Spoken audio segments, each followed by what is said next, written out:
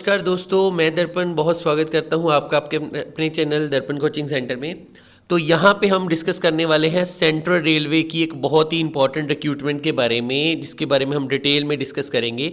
तो चलिए शुरू करते हैं इस वीडियो को। सबसे पहले अगर हम बात करें डिपार्टमेंट एंड लोकेशन की, तो मैं आपको बता दूं ये सेंट्रल गवर्नमेंट की एक रिक्रूटमेंट है। इसका मतलब ये हुआ कि आप इंडिया में कहीं से भी इस रिक्रूटमेंट के लिए अप्लाई कर सकते हैं, चाहे आप पंजाब से हैं, चाहे बिहार से हैं, या कहीं से भी है।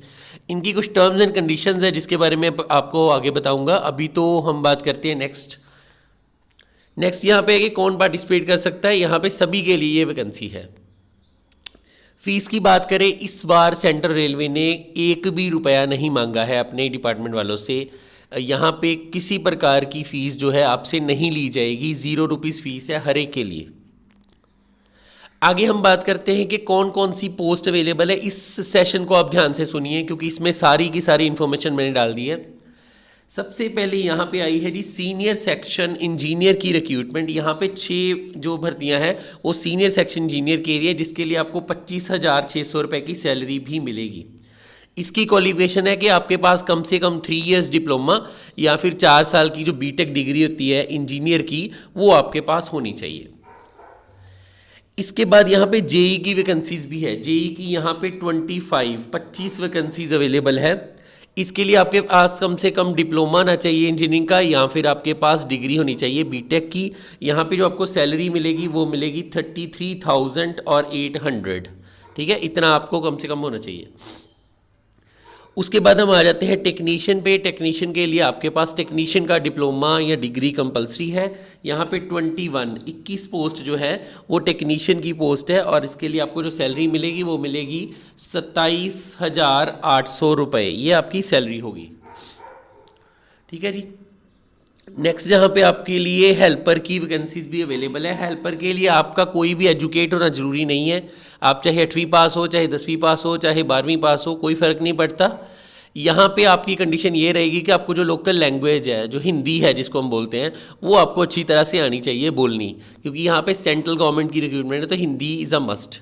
ठीक है। हेल्पर की यहाँ पे 125 वैकेंसीज़ है, और इसकी सैलरी आपको मिलेगी 21,600 रुपये। ये आपकी सैलरी होगी। ठीक है जी। नेक्स्ट यहाँ पे क्लर्क की वैकेंसीज़ है। क्लर्क की यहाँ पे 2 तरह की वैकेंसीज़ है। एक तो आपकी सीनियर क्लर्क की वैकेंसीज़ है जो 7 है, जिसके लिए आप कम से कम ग्रेजुएट होने चाहिए, और उसकी सैलरी आपको 22,500 रुपये मिलेगी। इसके अलावा जहाँ पे जूनियर क्लर्क जो +2 बेस क्लर्क होते हैं, उसकी भी 7 वैकेंसीज़ अवेलेबल है, और उसकी जो सैलरी आपको मिलेगी वो मिलेगी 19,500 रुपये। इसके अलावा यहाँ पे सिक्योरिटी गार्ड, सिक्योरिटी असिस्टेंट वगैरह की भी कुछ वैकेंसीज़ है। हाँ, यहाँ पे पीएन की भी 7 वैकेंसीज़ अवेलेबल है, ये भी आप नोट कीजिए। पीएन की 7 वैकेंसीज़ अवेलेबल है, जिसके लिए आपका कम से कम 8th पास होना ज़रूरी है, और यहाँ पे आपको 14,500 रुपये जो है वो पीएन के लिए सैलरी मिलेगी।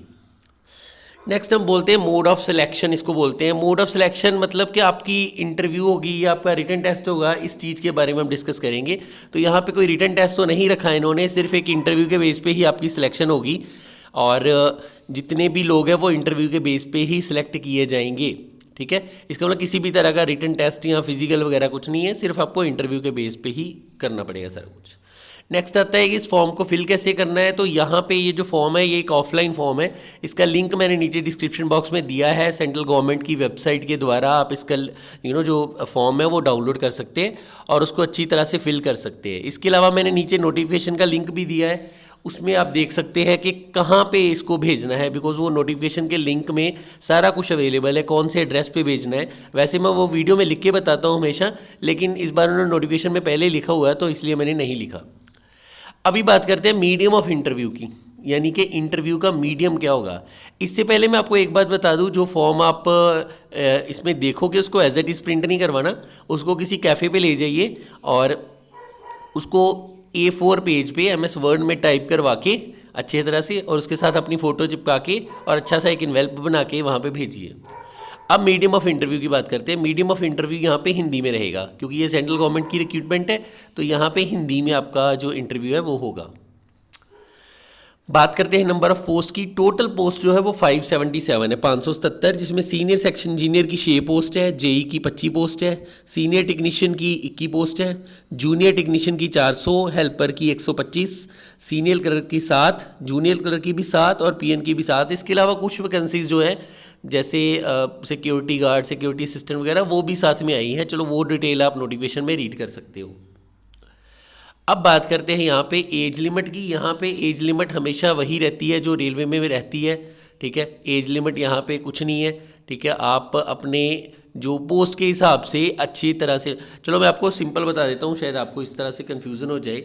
जितने भी एम्प्लॉयज़ हैं, ठीक है, उनको यहाँ पे कोई भी एज लिमिट नहीं दी गई है। वो जिस पोस्ट पे काम कर रहे हैं वो उसी पोस्ट के लिए अप्लाई कर सकते हैं या उससे अगली पोस्ट के लिए अप्लाई कर सकते हैं।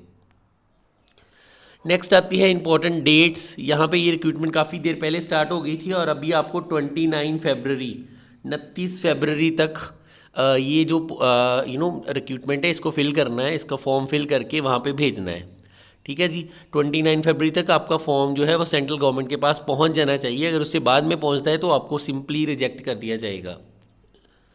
उसके बाद आते हैं टर्म्स एंड कंडीशंस पे। यहाँ पे टर्म्स एंड कंडीशंस बहुत इंपॉर्टेंट है, तो आप इसको अच्छे से सुनिए। सबसे पहली टर्म एंड कंडीशन यही है कि आप एक पोस्ट के लिए ही अप्लाई कर सकते हैं।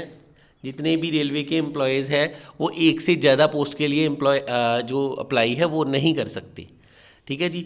सेकंड, जितने भी एम्प्लॉयज़ रेलवे में काम कर रहे हैं जो इस पोस्ट के लिए अप्लाई करना चाहते हैं वो उसी पोस्ट के लिए अप्लाई करें जिसके वो काबिल है। ऐसा नहीं कि आप ऑलरेडी रेलवे में पीएन की पोस्ट पे काम कर रहे हैं और आपको जो है वो सीनियर टेक्नीशियन की पोस्ट के लिए आप अप्लाई कर दें, ऐसा बिल्कुल नहीं हो सकता, ठीक है।